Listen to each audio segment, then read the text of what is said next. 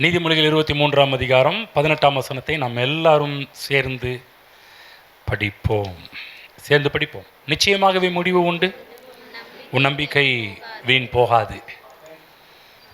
பல வாரங்களாக நாம் தேவனிடத்தில் எதிர்பார்க்க வேண்டும், நம்முடைய எதிர்பார்ப்பை தேவன் மேல் வைக்க வேண்டும் என்பதை பற்றி நாம் பேசிக்கொண்டு வருகிறோம். அப்படி தேவன் மீது எப்படியெல்லாம் எதிர்பார்க்கலாம் என்று சொல்லி கர்த்தருடைய வார்த்தையிலிருந்து ஒவ்வொரு வாரமும் பல விதங்களில் பல காரியங்களை தேவன்கிட்ட நிச்சயமாக எதிர்பார்க்கலாம், நிச்சயமாக அவர் செய்வார் என்ற ஒரு காரியத்தில் பற்றி நாம் பேசிக்கிட்டு வருகிறோம். நிச்சயமாக முடிவு உண்டு, உன் நம்பிக்கை வீண் போகாது. நன்றாக புரிந்து கொள்ளுங்கள். நீங்கள் நம்பி வர காரியங்கள், நம்புகிற காரியங்கள், எந்தெந்த காரியத்தெல்லாம் நீங்கள் தேவன்கிட்ட நம்பி இருக்கிறீங்களோ அத்தனை நம்பிக்கையும் வீண் போகாது என்பதை மறந்து விடாதீர்கள். ஆகவே கர்த்தருடைய திருச்சபைக்கு தொடர்ந்து வாருங்கள், தொடர்ந்து வந்து கர்த்தருடைய வார்த்தைகளை கேளுங்கள், இயேசு கிறிஸ்துவை அறிந்து கொள்ளுங்கள். எந்த அளவுக்கு நாம் இயேசு கிறிஸ்துவை நாம் அறிந்து கொள்கிறோமோ அந்த அளவுக்கு வாழ்க்கையில் வெற்றியையும் சமாதானத்தையும் செழிப்பையும் சுகத்தையும் நாம் அதிகமாக பார்க்க முடியும். அவைகளெல்லாம் நம்முடைய வாழ்வில் உண்டாவதை நாம் ஏராளமாக பார்க்க முடியும். வேதம் இயேசு கிறிஸ்துவை பற்றி சொல்லும்போது யோவான் எழுதின சுவிசேஷம் 1ஆம் அதிகாரம் 4வது வசனத்திலே யோவான் என்ன சொல்கிறார் என்றால், இயேசுவை பற்றி, அவருக்குள் ஜீவன் இருந்தது, அந்த ஜீவன் மனுஷருக்கு ஒளியாய் இருந்தது. அதாவது அவருக்குள் யார் அந்த அவர்? இயேசு கிறிஸ்து இயேசு. அவருக்குள்ளாக ஜீவன் இருந்தது, அந்த ஜீவன் மனுஷருக்கு ஒளியாக இருந்தது என்று நாம் பார்க்கின்றோம். ஆதியிலே தேவனாய கர்த்தர் மனுஷனை உண்டாக்கும்போது, படைக்கும்போது அவனுக்குள்ளாக ஜீவனை வைத்து தான் மனுஷனை உண்டாக்கினார். என்ன சொல்லப்போனால் பூமியின் மண்ணினாலே அவனுக்கு ஒரு சரீரத்தை உண்டு பண்ணினார் என்று பார்க்கிறோம்.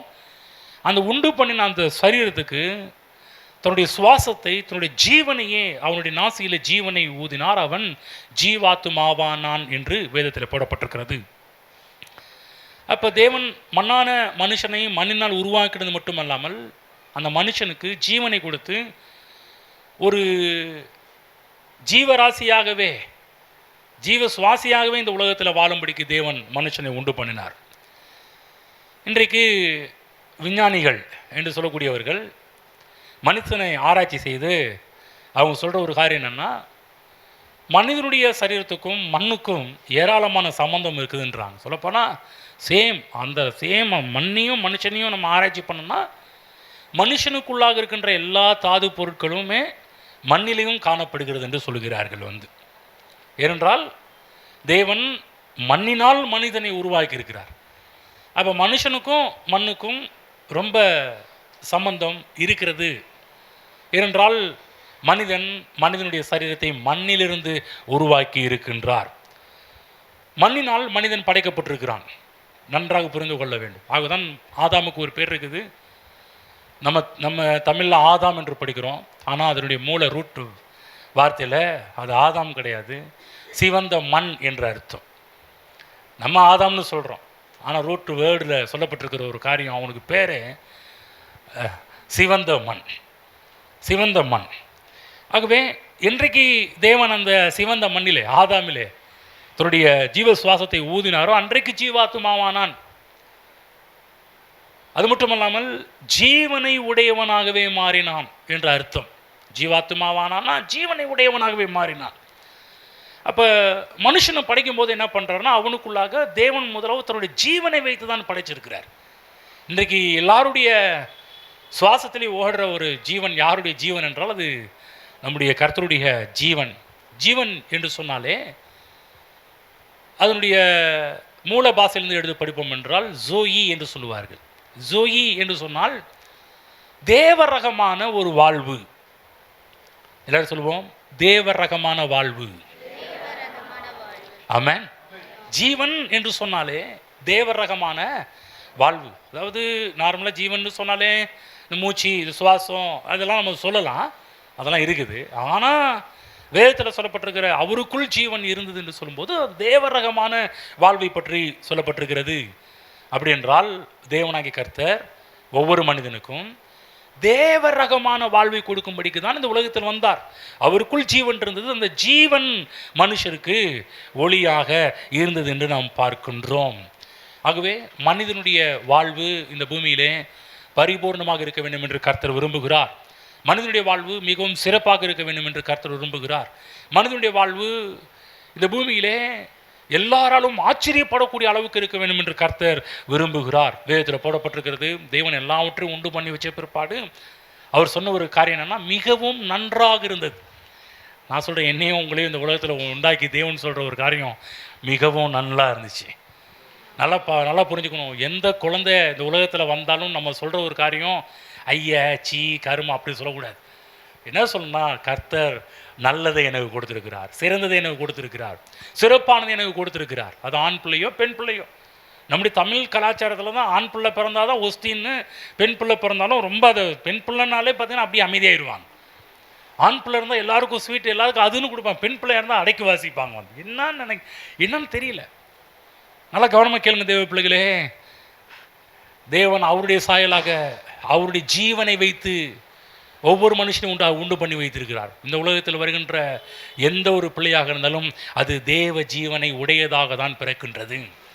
நன்றாக புரிந்து கொள்ள வேண்டும். நம்முடைய எண்ணங்களை மாற்றிக்கொள்ள வேண்டும். காலாகாலமாக இருந்த எண்ணங்களை தூக்கி போட்டுட்டு கர்த்தர் எதை கொடுத்தாலும் பெஸ்ட்டாக தான் கொடுப்பார். எல்லாரும் சொல்லுங்கள், கர்த்தர் எதை செய்தாலும் எனக்கு சிறப்பாக செய்கின்றவர். ஆமென். யாருக்கும் இதுவரை ஒஸ்ட்டை பண்ணினது கிடையாது. இதுவரையிலும் யாருக்கும் ஒஸ்ட்டை பண்ணணும் கிடையாது. இனிமேலும் ஒரு யாருக்கும் ஒஸ்ட்டை கொடுக்க போகிறதும் கிடையாது. ஆகதான் தேவ பிள்ளைகளே, இந்த உலகத்தில் தேவன் எல்லாவற்றையும் சிறப்பாக உண்டு பண்ணினார். அப்படி என்றால் இன்றைக்கு உலகம் நாசமானது என்று பார்க்கும்போது, மரணத்தின் அதிபதியாகிய சாத்தானுக்கு மனிதன் என்றைக்கு செவி கொடுத்து அவன் பாவம் செய்தானோ அன்றைக்கு தான் மனிதர்களுக்குள்ளாக இருந்த தேவரகமான ஒரு வாழ்வு அது கரப்ட் ஆயிடுச்சு.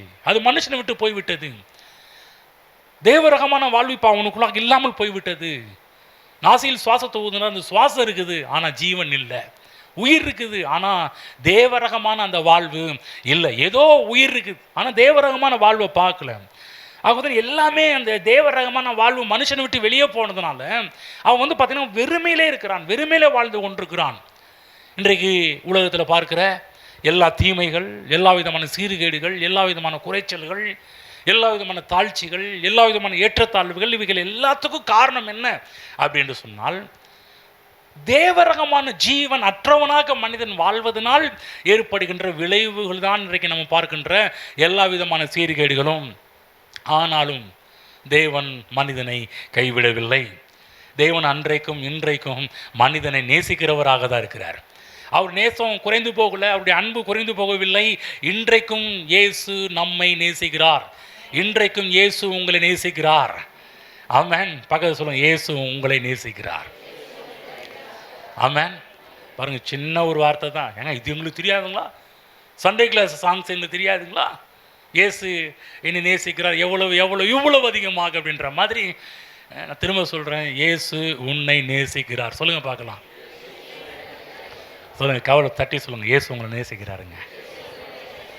இப்படி சொல்லுங்கள். யாருமே உங்களை நேசிக்காமல் இருக்கலாம், ஆனால் இயேசு உங்களை நேசிக்கிறார். நான் சொல்கிற கிறிஸ்தவ உலகத்துக்கு மிகப்பெரிய ஒரு அற்புதமான ஒரு வார்த்தை ஒன்று இருக்குன்னா, இயேசு என்னை நேசிக்கிறார். உலகம் உங்களை ஒதுக்கி இருக்கலாம், உலகம் உங்களை தள்ளி இருக்கலாம், உங்கள் கூட இருக்கிறவங்க உங்களை ஒரு மேலே கீழே ஒரு மாதிரி பார்க்கலாம், உங்கள் கூட இருக்கிறவங்க உங்களை வந்து ஒதுக்கி தள்ளலாம்.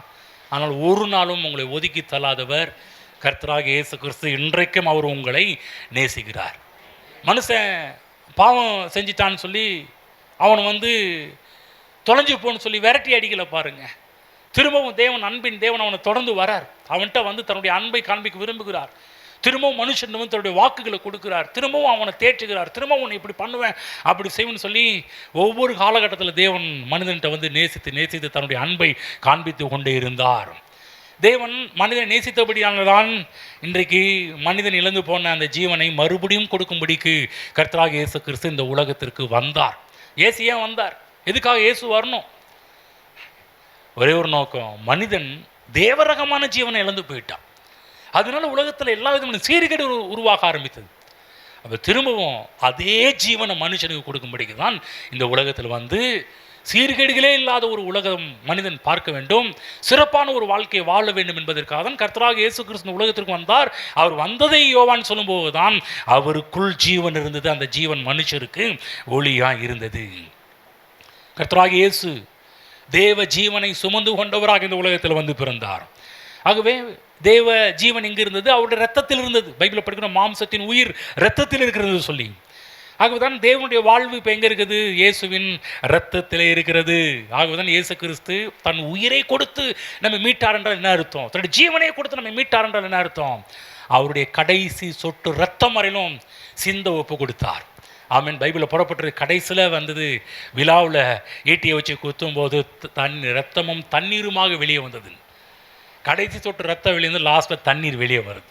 என்ன சொல்கிறாருன்னா, உனக்காக எல்லா ரத்தத்தையுமே நான் சிந்திட்டேன் சொல்கிறார். உனக்காக என் ஜீவனையே கொடுத்து விட்டேன். அன்பை காண்பிக்கிறார். இன்றைக்கும் கிறிஸ்துவனுடைய அன்பை சிலுவையில் நாம் பார்க்க முடியும். எனக்காக உயிரை கொடுத்தவர், நேசித்தபடியால் எனக்காக உயிரை கொடுத்தவர் என் தேவாதி தேவன். ஆமென். ஆகவேதான் தேவனுடைய ஜீவனை மனிதனுக்கு பரிபூர்ணமாக கொடுக்கும்படிக்கு தான் கல்வாரி சிலுவையில் இயேசு கிறிஸ்து எல்லா இரத்தத்தையும் நமக்காக சிந்தினார். இதற்கு நன்றியுள்ளவர்களாக இருக்க வேண்டும். ஆகவே இன்றைக்கு யார் யாரெல்லாம் கர்த்தராகிய இயேசு கிறிஸ்துவை ஏற்றுக்கொள்கிறார்களோ அத்தனை பேர் உள்ளத்திலையும் அதே ரகமான ஜீவன் அவர்களுக்குள்ள பாஸ் ஆயிடுது. ஆமென். இன்றைக்கு மிங்கில் ஆயிடுது. நம்மளுடைய ரத்தத்தோட ரத்தமாக கலக்க ஆரம்பிக்கும், உயிரோடு உயிராக கலக்க ஆரம்பிக்கிறது. தேவ ரகமான வாழ்வு நமக்கு உண்டாகின்றது. ஆகதான் யோவான் சொல்கிறாரு, திருடன் திருடவும் கொல்லவும் அழிக்கவும் வருகிறான் என்று வேறு ஒன்றுக்கும் வரான், ஆனால் நானும் அவைகளுக்கு ஜீவன் உண்டாயிருக்கவும் அவர்களுக்கு ஜீவன் உண்டாயிருக்கவும் அந்த ஜீவன் பரிபூர்ணப்படவுமே வந்தேன். உங்களுக்கு ஜீவன் உண்டாயிருப்பது மட்டுமல்ல, அந்த ஜீவன் பரிபூர்ணப்படவுமே வந்தேன் என்று சொல்லுகின்றார். ஆமென். ஆகவேதான் அது நமக்கு வாழ்வாக இருக்குது, அது நமக்கு ஒளியாக இருக்குது. ஆகவே தேவ பிள்ளைகளே, இயேசு கிறிஸ்து இந்த உலகத்திலே மனிதர்களுக்கு முன்னேற்றத்தை கொடுக்கும்படிக்கு இயேசு கிறிஸ்து வந்திருக்கிறார். இந்த உலகத்தில் பார்க்குறோம், அன்றைக்கு நேரத்தில் பார்த்தீங்கன்னா பாவம் ஓடுகின்ற இந்த உலகத்திலே, வியாதி ஓடுகின்ற இந்த உலகத்திலே, தரித்திரம் ஓடுகின்ற இந்த உலகத்திலே தேவன் இயேசு கிறிஸ்து ஏற்றுக்கொள்கின்ற ஒவ்வொருவருக்கும் அவருடைய ஜீவனையே நமக்குள் ஓடும்படி கர்த்தர் இயேசு செய்திருக்கிறார். அந்த ஜீவன் நம்ம முன்னேற்ற பாதையில் கொண்டு செல்கின்றது. அந்த ஜீவன் தான் நம்முடைய வாழ்க்கையில் நல்வாழ்வுக்கு நேராக கொண்டு போகின்றது. ஆகவே இயேசு கிறிஸ்து ஒரு மனிதனுடைய வாழ்வுக்குள் வருவார் என்றால் அந்த வாழ்வு இருக்கிற நிலையில் இருக்காது, அது முன்னேற்றத்தை நிச்சயமாக அடையும். இதனுடைய முடிவு என்ன? பரலோகம். ஆமென். நித்திய வாழ்வு, நித்தியமாக தேவனோடு இருப்பது. ஆகவே இயேசு கிறிஸ்துவை ஏற்றுக்கொள்ளாதவர்கள் இந்த செய்தியை கேட்டுக்கொண்டிருப்பீர்கள் என்றால் உங்கள் நல்வாழ்வுக்காக கர்த்தராகிய இயேசு கிறிஸ்துவை ஏற்றுக்கொள்ளுங்கள். இயேசு கிறிஸ்துவுக்கு அழைப்பு கொடுங்கள். இயேசுவே எனக்குள் வாரும், என்னை ஏற்றுக்கொள்ளும், உங்களுடைய பிள்ளையாக என்னை மாற்றும் என்று சொல்வீர்கள் என்றால் நிச்சயமாகவே இயேசு உங்கள் உள்ளத்தில் வருவார். அதே வாழ்வு, தேவ ரகமான வாழ்வு, இயேசு இந்த உலகத்தில் வாழ்ந்த ஒரு வாழ்வை தேவன் நமக்காக கொடுப்பார். தேவ ரகமான வாழ்வு உங்கள் உள்ளத்தில் வருவதை நீங்கள் பார்ப்பீர்கள். புரிஞ்சுக்குங்க. இதே பார்த்து எங்களுக்கு சொல்கிறீங்க, நாங்களாம் ரசிக்கப்பட்டவங்க, நாங்கள்லாம் கரெக்டாக போய்டும். சில நேரத்தில் பாருங்கள், ரட்சிக்கப்பட்டவங்க கூட சில நேரத்தில் ரட்சிப்பு நிச்சயம் இல்லாதவங்களாம் இந்த உலகத்தில் வாழ்ந்துட்டு இருக்கிறாங்க. அந்த நேரத்தில் அவங்களே பார்த்திங்கன்னா, அதாவது நல்லா வாழ்கிற ஒரு இருமனமுள்ள ஒரு வாழ்வை, ஆற்றுல ஒரு கால் சேத்துல ஒரு கால்ன்ற மாதிரி டபுள் மைண்டாக போகிற ஒரு வாழ்வெல்லாம் வாழ ஆரம்பிச்சிடுறாங்க. தேவ பிள்ளைகளே, ஒரே வாழ்வு, இயேசுவுக்காக ஒரு வாழ்கிற ஒரு வாழ்வு, நல்வாழ்வு, ஜீவ வாழ்வு, உலகத்தில் ஒரு உயர் ரகமான வாழ்வு இந்த வாழ்வு தான். ஆகவே இப்படி இப்போ கர்த்தராக இயேசு கிறிஸ்துவை ஏற்றுக்கொண்ட ஒவ்வொருவரும் இந்த பூமியிலே உயர் ரகமான வாழ்வை வாழ வேண்டும் என்று கர்த்தர் விரும்புகிறார். அவருடைய ஜீவன் நமக்குள் ஓடிட்டு இருக்குது. ஆனால் நம்ம என்ன பண்ணுறோன்னா, நம்முடைய வாழ்வு சொல்கிற மாதிரி இல்லை. என்னங்க, நமக்குள்ளே அவருடைய ஜீவன் ஓடுது தான். ஆனால் பார்த்தீங்கன்னா வாழ்வு ஒரு கேள்விக்குறியாக இருக்குது. என்னங்க, நாங்கள் அப்படியே தானே இருக்கிறோம், எந்த ஒரு முன்னேற்றமும் இல்லையே. நாங்கள் ரட்சிக்கப்பட்ட நாட்களில் எப்படி இருந்தோம் அப்படியே தானே இருக்கிறோம், ஒரு முன்னேற்றமும் இல்லையே. பாருங்கள், மற்றவங்களாம் நல்லா போயிட்டு இருக்கிறாங்க, எங்கள் வாழ்வு அப்படியே தானே இருக்கிறது என்று நினைத்து கொண்டிருக்கிறார்கள். ஆகவே தான் உங்கள் கண்களை தெளிவிக்கும்படியாக நான் பேசி கொண்டிருக்கிறேன். நீங்கள் இருக்கிற நிலையில் இருப்பது கர்த்தருடைய திட்டம் அல்ல. இயேசு கிறிஸ்துவை ஏற்றுக்கொண்ட ஜனங்கள் இந்த பூமியில் நல்வாழ்வை வாழ வேண்டும் என்பது தேவ நோக்கம். வேத காலகட்டத்திலே, பழைய ஏற்பாட்டு காலத்திலே யார் யாரெல்லாம் தேவனுடைய வார்த்தையை நம்பினார்களோ, விசுவாசித்தார்களோ, அவர்கள் எல்லாருமே ஒரு டாப்பர் ரேங்கில் தான் இருந்திருக்கிறாங்க. ஒரு உயர்தரமான ஒரு வாழ்க்கையை தான் வாழ்ந்திருக்கிறார்கள்.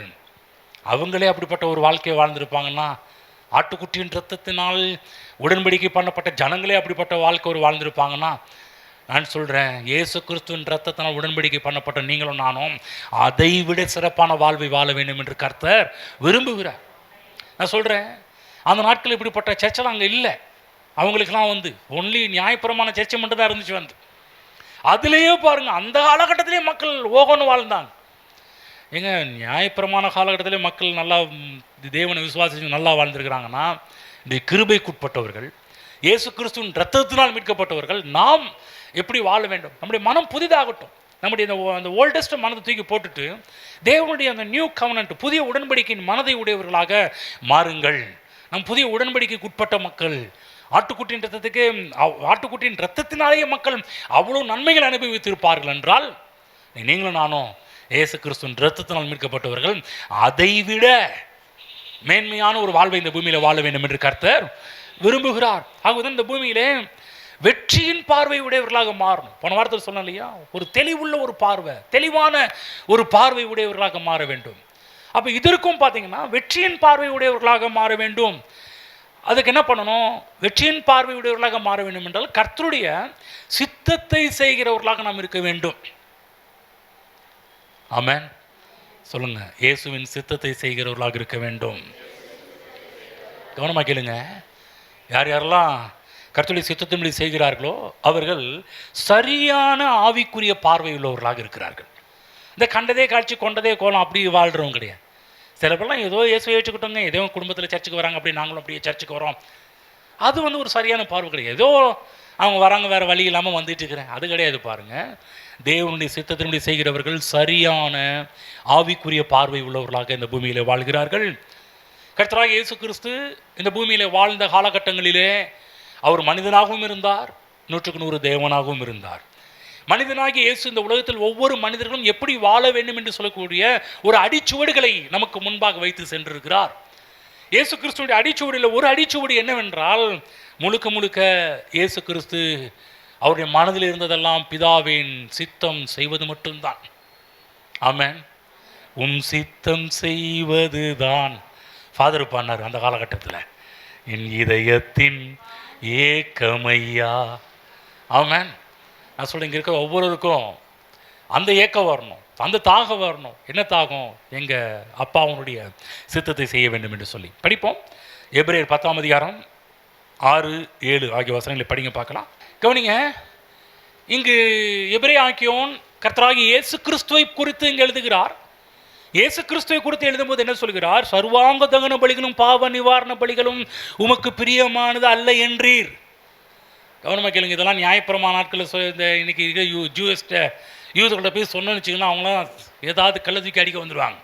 என்னடா நீ பாவ நிவாரண பலி வேணான்ற, சர்வாங்க தகன பலி வேணான்ற, நாங்கள் பலிகள்லேயே பிறந்து பலிகள்லேயே வாழ்ந்து பலிகள்லேயே உயிரை ஓடுற ஆட்கள் நாங்கள்லாம். அழகாக சொல்கிறார் எபிரேய ஆக்கியோன், அது உமக்கு பிரியமானது அல்ல என்று. அப்போ என்ன அவருக்கு பிரியம்? அப்பொழுது நான், தேவனே உம்முடைய சித்தத்தின்படி செய்ய இதோ வருகிறேன் என்பதாக புஸ்தக சூழலில் என்னை குறித்து எழுதியிருக்கிறது என்று சொன்னேன் என்றீர். சொன்னேன் என்றார். கர்த்தராகிய இயேசு கிறிஸ்து இந்த பூமியிலே அவர் சொல்ற எதுக்கு வராரா? இதோ வரேன். எதுக்கு வரேன்? எதுக்காக இயேசு கிறிஸ்து வந்தார்? எதுக்காக உலகத்தில் அவர் வந்தார்? இப்போ கிறிஸ்மஸ் செய்தியெல்லாம் கிட்டத்தட்ட 2 மாதமாக ஓடிக்கிட்டு இருக்குது. ஒரு மணி நேரத்தில் கிறிஸ்துமஸ் செய்திலாம் சொல்லிவிட முடியாது பாருங்கள். வார சர்ச்சில் கிறிஸ்துமஸ் செய்தி தான் பேசிட்டு வரோம். இங்கே பார்க்குறோம், உம்முடைய சித்தத்தின்படி செய்ய இதோ வருகிறேன், புஸ்தக சூழலில் என்னை குறித்து எழுதியிருக்கிறது என்று சொன்னேன். பாருங்கள், புஸ்தக சூழலில் அவர் பற்றி எழுதின காரியத்தை கண்டு படித்து ஆண்டவரே அதை செய்ய நான் என்னை அர்ப்பணிக்கிறேன், அதுக்காக வருகிறேன் என்று சொல்வதை பார்க்கின்றோம். கெத்செமனே என்று சொல்லக்கூடிய தோட்டத்தில் கூட கர்த்தராகிய இயேசு கிறிஸ்து அவருடைய ஜெப காரியத்தை கடைசியில் முடிக்கும்போது கூட பார்த்தீங்கன்னா ஒரு கஷ்டமான ஒரு சீனாக இருந்துச்சு. சிலுவை மரணம் என்று சொல்லக்கூடியது சாதாரணமான ஒரு, அதாவது பொட்டுன்னு போகிற ஒரு வாழ்க்கை கிடையாது, தூக்கிலப்பட்டால் சல்லுன்னு சாகிற ஒரு வாழ்க்கை கிடையாது. பாருங்கள், இது அணு அணுவாக கொஞ்சம் கொஞ்சமாக, அதாவது இந்த சொல்கிறாங்களே சித்திரவதை அனுபவித்து சாகுறதுன்னு சொல்லுவாங்க பார்த்தீங்களா, அந்த மாதிரி பாருங்கள், சித்திரவதை எல்லாவற்றையுமே இயேசு கிறிஸ்து அனுபவித்தார். அதெல்லாம் பார்க்கும்போது, அந்த காட்சியெல்லாம் பார்க்கும்போது பைபிளில் போடப்பட்டிருக்குது. அந்த சீன்லாம் பார்க்க அவருடைய வேர்வை துளிகள் எல்லாமே இரத்த துளிகளாக பூமியில் விழுந்தது என்று நாம் வேதத்தில் படிக்கின்றோம். அந்த சீன்லாம், அந்த காட்சிகளெல்லாம் பார்க்கும்போது கொஞ்சம் ஒரு மாதிரி, ஆண்டவரே இந்த பாத்திரம், இந்த பாத்திரம், இந்த சீன் என்னை விட்டு நீங்கள் கூடுமானால் நீங்கும்படி செய்யும். கொஞ்சம் ஒரு மனுஷன் தானே, மனிதனாக இந்த உலகத்தில் வாழ்ந்தது தானே, மனிதனாக ஜெபம் பண்ணணும். சில நேரத்தில் அந்த மனிதர்களை போல பேச தோணுச்சு. ஆனால் சுதாரிச்சுக்கிட்டார். நம்ம இப்படி ஜெபம் பண்ணோன்னா எல்லா கிறிஸ்தவங்களும் இப்படியே ஜெபம் பண்ண ஆரம்பிச்சிருவாங்களே அப்படின்னு சொல்லிட்டு உடனே அந்த வார்த்தையை மாத்துறாரு. என் சித்தத்தின்படி அல்ல ஆண்டவரே, உம்முடைய சித்தத்தின்படியே ஆக கடவுது.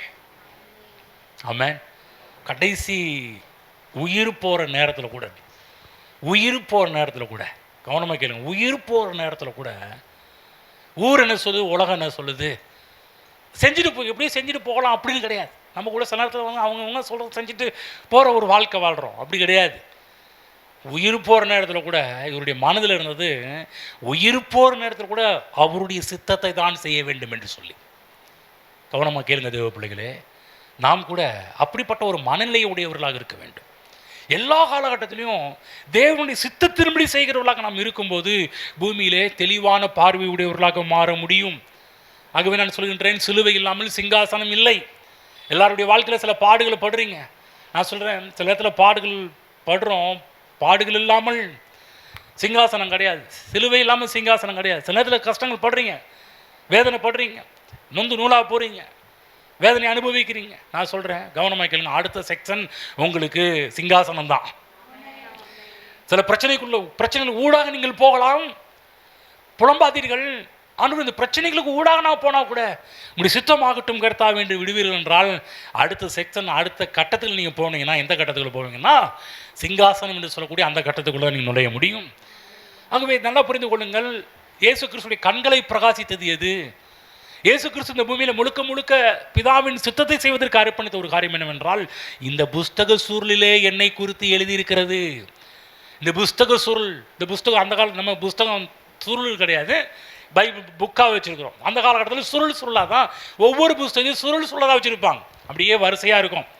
வரிசையாக இருக்கும்போது இந்த இடத்துல வந்து ஏசையா புஸ்தக சுருளை கொண்டு வந்து படிப்பாங்க, வேறு சுருளை கொண்டு வந்து இப்படி படிப்பாங்க. ஒவ்வொரு சுருளை கொண்டு வந்து எடுத்து வச்சு தான் விரிச்சு, இப்போ நம்ம இப்படி படிக்கிறோம், அவங்க அழகாக விரித்து வச்சு படிப்பாங்க வந்து. அப்போ இயேசு கிறிஸ்து எல்லாவற்றையும் படித்தவர். ஆமாம், அந்த அறிவு அவருக்கு இருந்தது, நியாயப்பிரமாண அவருக்குள்ளே இருந்துச்சு வந்து. அதில் கர்த்தராக இயேசு கிறிஸ்துவை குறித்து எங்கெங்கெல்லாம் சொல்லப்பட்டிருக்குதோ அதன்படி செய்யணும். பழைய ஏற்பாடு முழுவதும் இயேசு கிறிஸ்துவை குறித்து சொன்ன காரியங்கள்.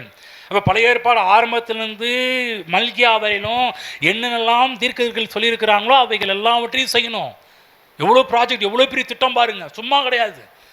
ஆதியாகமம் டு மல்கியா வரையிலும் இயேசு கிறிஸ்து இந்த பூமியில் என்னென்னலாம் செய்ய வேண்டும் என்ற ஒரு ப்ராஜெக்ட் இருக்குதோ அத்தனை காரியத்தையும் இயேசு இந்த பூமியில் செய்தாக வேண்டும். யோசிச்சு பார்த்தீங்களா? இன்றைக்கி உங்களுக்கும் எனக்கு இருக்கின்ற ஒரு காரியம் ரொம்ப கொஞ்சம் காரியம்தான். நமக்காக எல்லாவற்றையும் செய்து முடித்து விட்டார். ஆமென். ஆகவே தேவ பிள்ளைகளே, நன்றாக புரிந்து கொள்ள வேண்டும், நம்ம செய்ய வேண்டிய காரியத்தை அவர் செய்து முடித்து நமக்கு ஒரு விசுவாசத்தை கொடுத்து விசுவாச வாழ்க்கையை வாழும்படி கர்த்தர் இயேசு செய்திருக்கிறார். அப்போ இந்த புஸ்தக சுருள் தேவனுடைய வார்த்தை என்ன சொல்லப்பட்டது அதில் கவனிக்கணும். படிப்போம். சங்கீதம் 19 போங்க, 7-8 வசனங்கள். நம்முடைய கண்களை தெளிவாக்குவது எது என்று பைபிளில் அழகாப்படப்பட்டிருக்குது. சங்கீதக்காரன் இதை குறித்து வெளிப்பாடு பெற்று சங்கீதம் 19 7ஆம் வசனத்திலும் 8ஆம் வசனத்திலும் எழுதி வைத்திருக்கிறார். ஆகவே அங்கே சென்று படித்து வருவோம். கர்த்தருடைய வேதம் குறைவற்றதும் சொல்றாரு, கவனிங்க, கர்த்தருடைய வேதம் சொல்லு, கர்த்தருடைய வேதம், நன்றாக சொல்லுங்கள், கர்த்தருடைய வேதம். நம்ம கர்த்தருடைய வேதம் எப்படிப்பட்டது? குறைவற்றதும் ஆத்துமாவை உயிர்ப்பிக்கிறதுமாய் இருக்கிறது. ஆத்துமாவை உயிர்ப்பிக்கிறதுமாய் இருக்கிறது. கர்த்தருடைய சாட்சி சத்தியமும். கர்த்தருடைய சாட்சினாலும் அதுதான், கர்த்தருடைய வேதம் என்றாலும் ஒண்ணுதான், கர்த்தருடைய நியாயப்பிரமாணம் என்றாலும் ஒண்ணுதான். இப்ப கர்த்தருடைய சாட்சி என்றால் என்ன? அதுவும் வேதத்தை குறிக்கின்ற ஒரு காரியம். படிப்போம். கர்த்தருடைய சாட்சி சத்தியமும் பேதையை ஞானியாக்குகிறதுமாய் இருக்கிறது. ஆமென். பேதையை ஞானியாக்குகிறதுமாய் இருக்கிறது. கர்த்தருடைய நியாயங்கள் செம்மையும் இருதயத்தை சந்தோஷிப்பிக்கிறதுமாய் இருக்கிறது. கர்த்தருடைய கற்பனை தூய்மையும் கண்களை தெளிவிக்கிறதுமாய் இருக்கிறது. கண்களை தெளிவிக்கிறதுமாய் இருக்கிறது. சொல்லுங்க, கண்களை தெளிவிக்கிறது. கண்களை தெளிவிக்கிறது. ஆமென். கண்களுக்கு ஒரு தெளிவான ஒரு பார்வையை கொடுத்து கர்த்தருடைய வார்த்தை. கர்த்தருடைய வார்த்தை நம்முடைய பார்வையை தெளிவாக்குகிறது, சரியாக்குகிறது. ஆகதான் கர்த்தருடைய வார்த்தையை பார்க்க வேண்டியது அவசியமாக இருக்கிறது. இதன் அடிப்படையில் பார்த்தா தெளிவடைய முடியும். சும்மா எவரோ சொன்னாங்கன்னா அந்த வார்த்தையை பிடிச்சிட்டு போகக்கூடாது. நீ கிறிஸ்தவம் பண்ணுற ஒரு சேட்டை என்னன்னா, தேவனுடைய வார்த்தை சொல்கிறதெல்லாம் கேட்கறது கிடையாது. மற்றவங்க யாரெல்லாம் என்ன சொல்ல எல்லாத்தையும் செஞ்சிடறது. நல்லா தான் சொல்லுவாங்க. கிறிஸ்தவம் கெட்டு போனது காரணமே இந்த ஊர் உலகம் என்ன சொல்லுது, ஊர் உலகம் என்ன சொல்லுது, அதை நம்ம செஞ்சிடணுங்க. நம்ம இதில் செஞ்சு நல்லா இருக்கீங்களா? வார்த்தைக்கு முக்கியத்துவம் கொடுத்து பாருங்க, வசந்தி முக்கியத்துவம் கொடுத்து பாருங்க. இது உங்களை வாழ வைக்கும். எவ்வளோ பிரச்சனை கஷ்டம் அது எல்லாத்தையும் அது தூக்கி போட்டுட்டு தேவனுடைய வார்த்தை மட்டுமே அந்த இடத்துல நிலைத்து நிற்கிறதாக காணப்பட ஆரம்பிக்கும். ஆகவே ஆவிக்குரிய பார்வையுடையவர்களாக, விசுவாச பார்வையுடையவர்களாக இருக்க வேண்டும் என்றால் கர்த்தருடைய வார்த்தை நமக்கு இன்றைக்கும் உதவி செய்கிறதாக இருக்கின்றது. வார்த்தையை பிடிச்சிங்க. விசுவாச பார்வை நமக்கு இருக்கும்போது ஆசீர்வாதங்களை நாம் சுதந்திரித்துக் கொள்வோம். ஆபிரகாமுக்கு ஒரு தொலைநோக்கு பார்வை இருந்தது, விசுவாச பார்வை இருந்தது. லோத்து அவனுடைய பார்வை வேற மாம்சீகமான பார்வை இருந்தது. ஆபிரகாம் ஒரு ஆவிக்குரியவனாக, ஒரு ஆவிக்குரிய பார்வை உடையவனாக இருந்ததுனால அவர் சொல்றாரு, அவன் கூட ஒரு திசையை நோக்கி தான் போனான். ஆனால் கர்த்தராகிய தேவன் ஆபிரகாம்கிட்ட, நீ வடக்கையும் தெற்கையும் கிழக்கையும் மேற்கையும் நோக்கி பார், எவ்வளோ தூரம் போக முடியுமோ போ, அவ்வளவையும் நீ அடைய முடியும் என்பதுதான் தேவன் ஆபிரகாம் கொடுத்த வாக்காக இருந்தது. ஆமென். அதுதான் விசுவாச பார்வை நமக்கு இருக்கும் என்றால் கர்த்தருடைய ஆசீர்வாதத்தை சுதந்திரிப்பதும் எளிதாக மாறும். அன்றைக்கு நேரத்தில் நம்ம ஆவிக்குரிய பார்வை உள்ளவர்களாக இல்லை. செல்ஃபோன் காலகட்டத்தில் வாழ்ந்துட்டு இருக்கிறோம். இந்த காலகட்டத்தில் தேவனுடைய வார்த்தையில் செலவிடுவதை காட்டிலும் நம்ம அதிகமாக செலவு பண்ணுறது இந்த செல் உலகத்தில் தான் இருந்துகிட்டு இருக்கிறோம். அது நமக்கு பெரிய ஒரு ஆபத்தை விளைவிக்கும். கொஞ்சம் அதுலேருந்து விலகி தேவனுடைய வார்த்தைக்கு நேராக செல்வோம் என்றால் அது நமக்கு வாழ்வு கொடுக்கும். எந்த அளவுக்கு வார்த்தையை பார்க்கிறீர்களோ அந்த அளவுக்கு நீங்கள் ஆசீர்வாதத்தை பெற்றுக்கொள்ள முடியும். கவனிச்சிங்களா? பக்கத்துக்கு எனக்கு புரிஞ்சிச்சா? என்ன புரிஞ்சிச்சு? கவனிங்க, திரும்ப சொல்கிறேன், ரெண்டுத்தையும் சொல்கிறேன். எந்த அளவுக்கு வார்த்தையை பார்க்கிறீர்களோ அந்த அளவுக்கு ஆவிக்குரிய கண்கள் திறக்கப்படும். எந்த அளவுக்கு செல்ஃபோனையே பார்த்துக்கிட்டு இருக்கிறீர்களோ, கவனமாக கேளுங்க, இந்த உலக பிரகாரமான கண்கள் திறக்கப்படும். பைபிளில் ஆதாம் ஏவாலும் கனியை சாப்பிட்ட உடனே கண்கள் திறக்கப்பட்டுச்சான். ஹலோ, பைபிளில் போட்டிருக்குதா? பைபிளில் பார்த்துருக்கீங்களா? அவர்கள் இருவருடைய கண்களும் திறக்கப்பட்டது. அப்போதான் அவங்க வேற மாதிரிலாம் போக ஆரம்பிச்சிட்டாங்க. திரும்ப சொல்கிற வார்த்தையை பார்த்தீங்கன்னா ஆவிக்குரிய கண்கள் திறக்கப்படும். செல்ஃபோனே கதி என்று அதிலேயே கடந்தீங்கன்னா இன்னொரு உலகமும் திறக்கப்படும், இன்னொரு கண்ணும் திறக்கப்படும். ஒன்று சொல்கிறேன், ஆவிக்குரிய கண்கள் திறக்கப்பட்டுச்சுன்னா தேவனுக்கு நேராக நடத்தப்படுவீர்கள். உலக பிரகாரமான கண்ணு திறக்கப்பட்டுச்சுன்னா அது வேற லைனுக்கு கொண்டு போயிடும் உங்களை. நீ நிறைய கிறிஸ்தவங்களுடைய சீரழிவுக்கு என்ன காரணம்னா அது வேற கண்கள் திறக்கப்படுது. அவங்களுக்கு பிசாசுடைய கண்கள்லாம் அவங்க பிசாசு உள்ள தப்பான லைனில் போக முடியும். அவன் கண்களை திறந்து விடுறான் பாருங்க. அநேக மக்கள் அந்த தப்பான லைனில் போக ஆரம்பிக்கிறாங்க. வாழ்வே இன்றைக்கு சீரழிந்து கொண்டு போய் கொண்டிருக்கிறது. படிப்போம். நீதிமொழிகள் 15:24 படிங்க பார்க்கலாம். நீதிமொழிகள் 15:24. கீழான பாதாளத்தை விட்டு விலகும்படி விவேகிக்கு ஜீவ வழியானது உன்னதத்தை நோக்கும் வழியாம். மெதுவா படிங்க பார்க்கலாம். கீழான பாதாளத்தை விட்டு விலகும்படி விவேகிக்கு ஜீவ வழியானது உன்னதத்தை நோக்கும் வழியாகும். கவனிங்க, விவேகிக்கு ஜீவ வழியானது. விவேக்கு கிடையாது, விவேக்குன்னு படிச்சிடாதீங்க. நிறைய பேருக்கு பைபிள் படிக்கிறதுக்கு அதுக்கு கண்ணை திறக்கணும். முதல்ல விவேகிக்கு ஜீவ வழியானது உன்னதத்தை நோக்கும் வழியாகும். விவேகி யார்? சில சத்தியமாக நான் இல்லை பாஸ்டர். விவேகி, கவனமாக கேளுங்க, நீங்களும் நானும் தான் அந்த விவேகி. விவேகி என்றால் யார்? ஞானி. இந்த உலகத்தில் நான் சொல்கிறேன், பெரிய ஞானி கர்த்தராகிய இயேசு கிறிஸ்து. இந்த உலகத்தில் நம்மளை ஏன் ஞானின்னு சொன்னேன், நம்மளை ஏன் விவேகின்னு சொன்னேன்? விவேகி என்றால் ஞானி. ஞானி என்றால் யாரு? சத்தியமாக நான் இல்லைன்னு சொல்லக்கூடாது, நீங்களும் நானும் தான். சொல்லுங்கள், நான் ஒரு ஞானி. தாடி வைத்த ஞானி அல்ல, அங்கி போட்ட ஞானி அல்ல, காவி கட்டின ஞானி அல்ல, தலப்பா கட்டின ஞானி அல்ல, மாலை போட்ட ஞானி கிடையாது. நன்றாக புரிந்து கொள்ள வேண்டும். ஏன் ஞானி என்று சொல்கிறேன் என்றால், இந்த உலகத்திலேயே பெரிய ஞானி கர்த்தராகிய கிறிஸ்து இயேசு. அந்த இயேசு இப்போ எங்கே இருக்கிறாரு? உங்களுக்குள்ளேயும் எனக்குள்ளேயும் வாழ்ந்து கொண்டிருக்கிறார். அதன் அடிப்படையில் சொல்லுகின்றேன், நீங்களும் நானும் ஞானி. ஆமென். மனம் திரும்பாதவர்களுக்கு ஒரு பேர் என்னன்னா அஞ்ஞானி. இயேசு கிறிஸ்துவை ஏற்றுக்கொள்ளாதவர்கள் எல்லாருடைய பேரும் அவர்கள் அஞ்ஞானி. ஆகதான் வேதத்தில் இயேசு கிறிஸ்து சொன்னார், எண்ணத்தை உண்போம், எண்ணத்தை புசிப்போம், எண்ணத்தை உடுப்போம் என்று அஞ்ஞானிகள் நாடி தேடுகிறார்கள் என்று சொல்றார். நீ பாருங்க, இயேசு கிறிஸ்துவை ஏற்றுக்கொள்ளாதவர்கள் எவ்வளவுதான் படிச்சிருந்தாலும், ஏன்னா நிறையா படித்தாங்கன்னா ஞான் இல்லை. நீ இயேசு கிறிஸ்து ஏற்றுக்கொள்ளாதவர்கள் எவ்வளவுதான் படித்தாலும் உன் பேர் அஞ்ஞானி தான். எவ்வளோ பணம் படைத்திருந்தாலும் உன் பேர் என்ன? அஞ்ஞானி. திரும்ப சொல்கிற, இயேசு கிறிஸ்துவை ஏற்றுக்கொள்ளாத வரையிலும் இந்த உலகத்தில் இருக்கிற எல்லாருக்கும் பேரும் அஞ்ஞானி. அப்போ இயேசு கிறிஸ்துவை ஏற்றுக்கொண்ட ஒவ்வொருவரும் இந்த பூமியிலே விவேகி ஞானிகளாக இருக்கின்றோம். எது நிமித்தமாக? நீங்களும் நானும் ஞானி, இயேசு கிறிஸ்துவை ஏற்றுக்கொண்டது நிமித்தமாக. ஆமென். பகவ சொல்லுங்கள், நீங்கள் ஒரு ஞானி.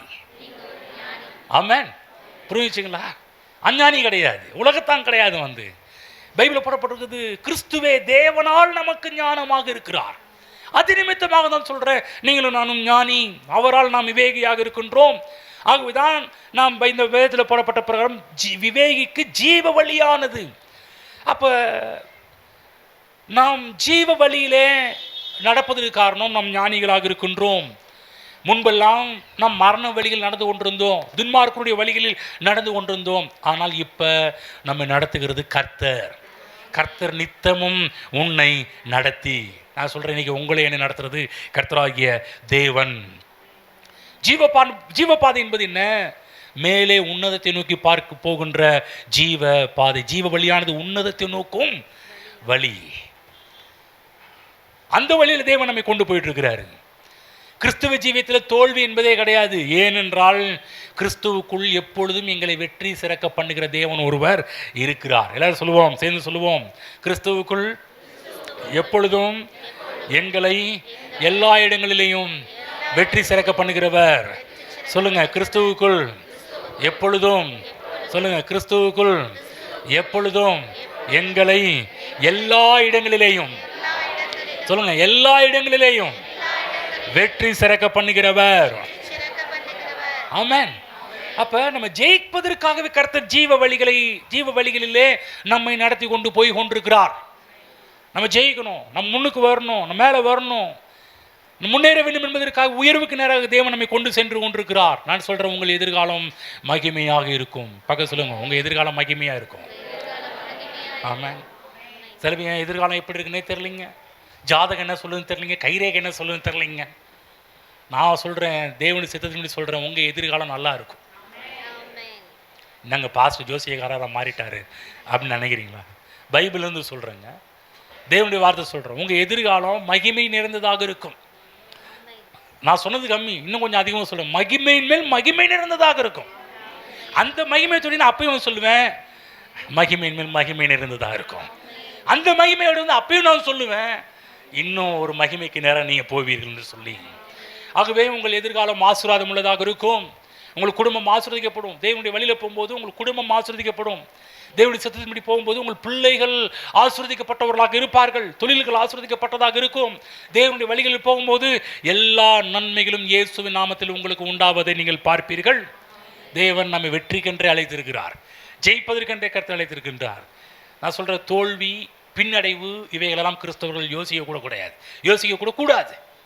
இல்லைங்க, இப்படி தோற்றுருவோமோ, அந்த பேச்சுக்கே இடம் கிடையாது. நான் சொல்கிறேன், உங்களுக்கு வெற்றி தான் உங்கள் தலையில் எழுதியிருக்குது. நீங்கள் எங்கே போய் நின்னாலும் அங்கே வெற்றி தான். நீங்கள் எந்த ஆட்டத்தில் இறங்கினாலும் அங்கே வெற்றி தான். இல்லைங்க, ட்ராவில் முடியும், அது கூட பேச்சு கிடையாது. நீங்கள் எந்த காலத்தில் இறங்கினாலும் நான் சொல்கிறேன், ஆட்ட நாயகன்னு நீங்கள் தான் இருப்பீங்க. கேட்கப்படுகிறது, ஆகா போஜனம் பண்ணும் போனான், பின்பு எலியா கர்மேல் பருவத்துடைய சிகரத்தின் மேலேறி தரையிலே பணிந்து தன் முழங்காலில் பட குனிந்து தன் ஊழியக்காரன் நோக்கி, நீ போய் சமுத்திர முகமாய் பார். இங்கேயும் நம்ம ஆளு பார்க்குற கலையை கற்றுக் கொடுக்குறார். போய் பாரு என்றான். அவன் போய் பார்த்து ஒன்றும் இல்லை என்றான். நீ இன்னும் 7 தரம் போய் பாரு என்றான். சில இடத்துல ஏன் சொல்கிறேன்னா, நீ ஒரு டைம் பார்த்து நடக்கலாம் சும்மா விட்டுறாதீங்க. இந்த நேரத்தில் நம்ம சோர்ந்து போயிடும். ஒரு டைம் தேவனுடைய வார்த்தை சொல்லிட்டு என்ன ஆண்டவரே ஒன்றுமே நடக்கலாம் ஆண்டவரே அப்படியே தானே ஆண்டவர் இருக்குதுன்னு சொல்லி விட்டுறாதீங்க. திரும்ப பாருங்க. 7ஆம் தரம் இவன் இதோ சமுத்திரத்திலிருந்து ஒரு மனுஷனுடைய உள்ளங்கை அத்தனை சிறிய மேகம் எழும்புகிறது என்றான். சின்ன மேகம், கருமேகம் எழும்புகிறது என்றான். அப்பொழுது அவன், நீ போய் ஆகாவை நோக்கி மழை உம்மை தடை செய்யாதபடிக்கு ரதத்தை பூட்டி போய்விடும் என்று சொல். கவனங்க, சின்னதாக எழும்புனுச்சு. அதை பார்த்தோன்னே சொல்ல, அவனை உயிரை காப்பாற்றிக்க சொல்லியா, ஒரு பெருமழை வரப்போகுது, பெரு இறைச்சல் வரப்போகுது, அவனால் தாங்க முடியுது, கிளம்ப சொல்லு. படிக்கிறோம் பாருங்க. போய்விடும் என்றான். அதற்குள்ளாக வானம் மேகங்களாலும் காற்றினாலும் கருத்து பெருமழை உண்டாயிற்று. ஆகாப் ரதத்தில் ஏறி இஸ்ரேலுக்கு போனான். கர்த்தருடைய கை எலியாவின் மேல் இருந்ததினால் அவன் தன் அறையை கட்டிக்கொண்டு இஸ்ரேலுக்கு வருமட்டுமாக ஆகாபுக்கு முன்பாக ஓடினான். கவனமாக கேளுங்க தேவ பிள்ளைகளே. தேவன் ஒரு பெரிய எலியாவின் மூலமாக ஒரு பெரிய எதிர்பார்ப்பை உண்டாக்குகிறார். பெருமழையின் இறைச்சல். ஒருத்தர் பாட்டு பாருங்க, பெருமழையின் சத்தம் கேட்டதே இல்லையா? கேட்டிடுதே. இடின்பரவ பாடுற மாதிரி பெருமழையின் இறைச்சல் சத்தம் கேட்குது வந்து. ஏன்னா இங்கே பலி செலுத்தப்பட்டாயிடுச்சு. பலி செலுத்துகிற உடனே பார்த்தீங்கன்னா கர்த்தர் அதற்கு ஏற்றாறு போல அந்த மக்கள் எல்லாம் பொல்லாத வழிகளை விட்டு திரும்புகிறாங்க. பொல்லாத வழிகளை விட்டு திரும்பின உடனே அங்கு தேவன் இனிமேல் சாபம் இல்லை, இனிமேல் இங்கே ஆசீர்வாதம் தான். இனிமேல் இந்த இடத்துல வந்து சாபத்தின் செய்தியை கேட்க மாட்டாங்க, தரித்திரத்தின் செய்தியை கேட்க மாட்டாங்க, வியாதியின் செய்தியை கேட்க மாட்டாங்க. இனிமேல் இவர்கள் கேட்க போகிறதெல்லாம் ஒரு மலையின் சத்தம், அது ஆசீர்வாத மலையின் சத்தம். ஆமென்.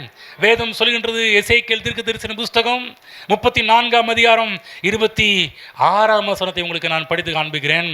அங்கு கர்த்தர் சொல்கிற காரியத்தை சொல்லி நான் இன்னைக்கு ஜெபம் பண்ண போகிறேன்.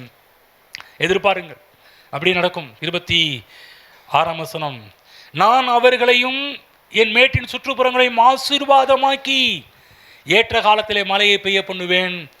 ஆசீர்வாதமான மழை பெய்யும். என்னங்க இந்த பக்கம் தான் இல்லை, இந்த பக்கம் தான், இந்த பக்கம் ஆமேனே வரமாட்டேங்குது. வேணும்னா சொல்லுங்க, நான் எடுத்துக்கிறேன்.